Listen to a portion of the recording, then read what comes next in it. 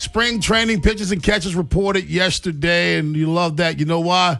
Something called media availability. Mike Elias was asked about the activity in the offseason, and this is what he had to say. No, I wouldn't. I think we've put together a really strong rotation as it stands right now. We'll continue to look externally if we can bolster this group in one way, shape, or form. But, I mean, Shane's an incredibly talented pitcher who's coming off surgery and had a really solid year, and the stuff is as good as it gets, and we're looking forward to having him and working with him and bringing Zach back in a place where he's much healthier than he was last season, and then all of the other guys that I named. I think we have a really good group. We're always involved and communicative if there are free agents or trade candidates available, but I think that this rotation looks good. I think the bullpen looks good, and I think we've got a really talented position player core, and this is a team that's very capable of going where we want to go, which is deep into the playoffs.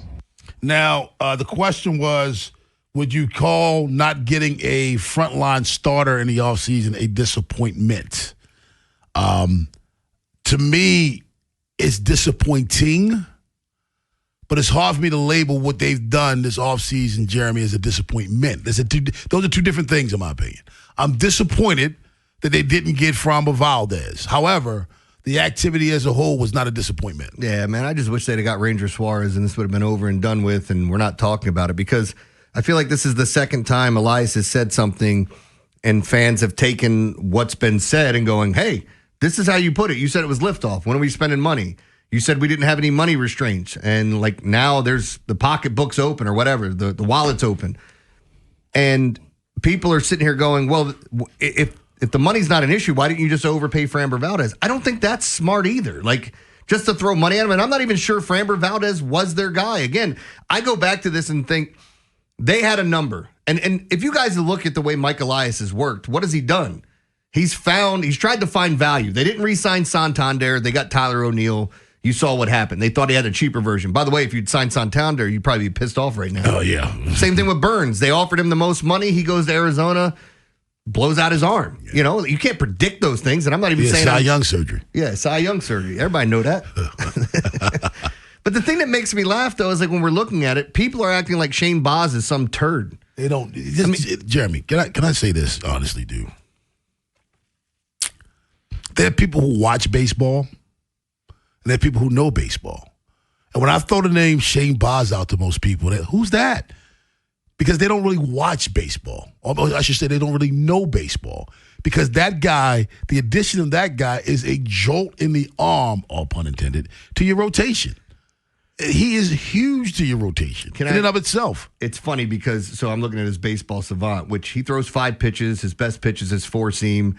High strikeout guy, upper 90s, probably could hit triple digits. Don't know if he's going to as a starter. If you put him in the bullpen, ain't no doubt in my mind that he would do that. But you're going to have him as a starter. He throws a curve, a cutter, a change, and a slider. 5-pitch mix. Who knows if he adds anything else to it. And it's funny, as I'm looking at his baseball savant, his xERA is under 4. It's 3.88, excuse me.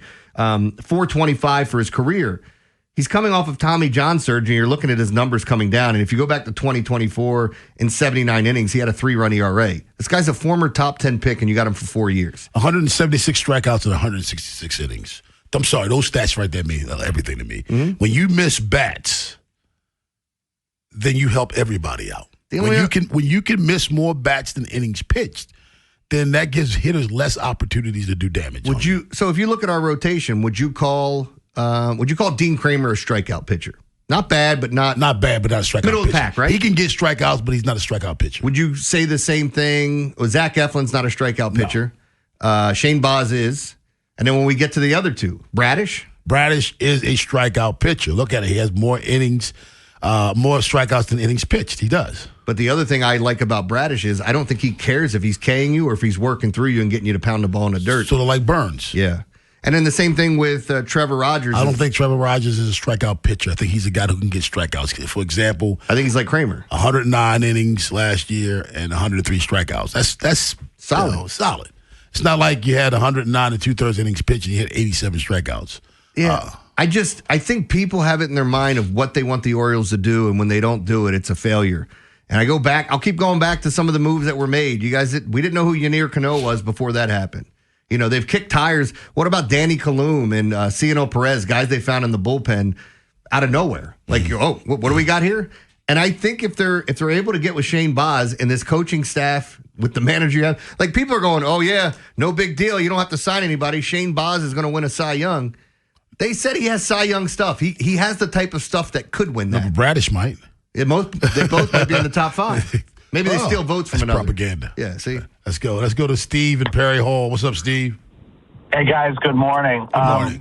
Just 2 quick comments. Number one, I don't think there's anything disappointing about what the Orioles have done this offseason. Me either. Like I said, I'm disappointed that they didn't get one player, but I'm with you. It's not disappointing. I think they had a very good offseason. Yeah, I mean, look, if they get Valdez or Suarez, it becomes a phenomenal offseason. It didn't happen. It's not for sake of trying. It certainly sounded like they did. It just didn't happen for them, so we'll see what happens. The last comment I wanted to make is, guys, I'm in the morning to work, and I listen to you guys. I really appreciate you guys. You guys tend to be glass half full, you know, because in the afternoon riding home, and I'm not trying to, but between Jason and Ken, I feel like the world's going to end. The Ravens aren't doing anything right. The Orioles aren't doing anything right. And I look forward to this 2026. I really do. Thanks, guys. Thank you, Steve. Johnny and Dundalk, thank you for the comment, Steve. Johnny and Dundalk was on hold. He had to hang up. And you can see the comment section. He said, did Mike Elias copy and paste last year's comments, take out Grayson Rodriguez and put in Baz? That's a good question, Johnny. A very viable question. But this is my take on that. I think Mike Elias realized that Grayson Rodriguez wasn't that dude, and that's why he's no longer here. If the comments are similar, I don't remember what he said about Grayson Rodriguez. But if you're saying that the comments were similar, I think to Mike Elias' credit, Grayson Rodriguez is no longer here. He turned that into my man Tito. Yes. Tito Ward. He's not that dude. You know, and if you remember, Jeremy, I alluded to that last year during the season. Hey, man, Grayson ain't exactly doing everything he should be doing. I think it's hilarious that they reposted that clip of you talking about this. And when you did either this or the lineup, because when we were doing the lineup, you said Tito Ward. And I didn't see one person ask, who the hell's Tito Ward? It's happening, man. It's happening. Tito. It's happening. Let's go to Fred and Dundalk. What's up, Fred? Hey, guys. Good morning. How you doing? Doing well. How are you, man? Good. I just want to touch on the subject about the Orioles and everybody thinking they're not going to do nothing or their offseason wasn't great. What I've learned about Baltimore fans, and I'm only 36, I've seen way more worse seasons than I've seen good in Baltimore. But, unfortunately. True baseball fans that understand the game and understand the way it works, I feel like the Orioles had a great offseason. I mean, to the Baltimore fans that just want to come and party and see wins and that's all they're worried about, they don't understand. But true baseball fans and people that really love the game, they understand the ins and outs, like the Baez. I thought that was a great pickup. I mean, you can't ask for better numbers for what we paid for him and the control that the team has of him. You want to go out here and give a big-name pitcher all this money, like you said, with Burns. Now look at him. We would have been screwed. I mean, the Orioles have been known to give out bad contracts. Let's see what works this way. Let's see if it works. Let's give them a chance. Yeah, and again, like, my whole thing is, and going back to the last caller, he was talking about difference of opinion of even the afternoon show to us. I mean, I've talked to the guys about it. Like, we see things differently. I try to be a realist, and some people can sit here and say, oh, you're being a homer, you're being this. I can be honest with you about the times that I feel like I've been biased, and it's very easy when Peyton Manning comes up to have me be biased.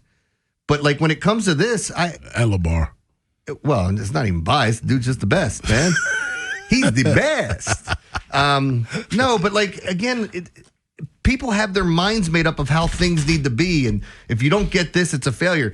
We went over the lineup yesterday, and we don't know how to stack them up, man. I mean, we know how we would. Yeah, we don't know how they're going to do it. But you can flip that thing so many different ways. It's going to be so much fun instead of going, oh, who's coming up? Bottom of the lineup. Who you guys? Utility infielder, backup left fielder, and the backup catcher?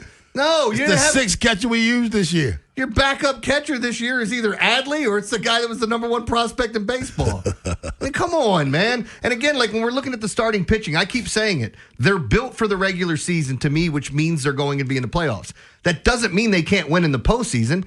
The one thing that has to happen for them is everything has to go right, or Bradish and Rodgers have to look somewhat what they looked like last year. And they're going to.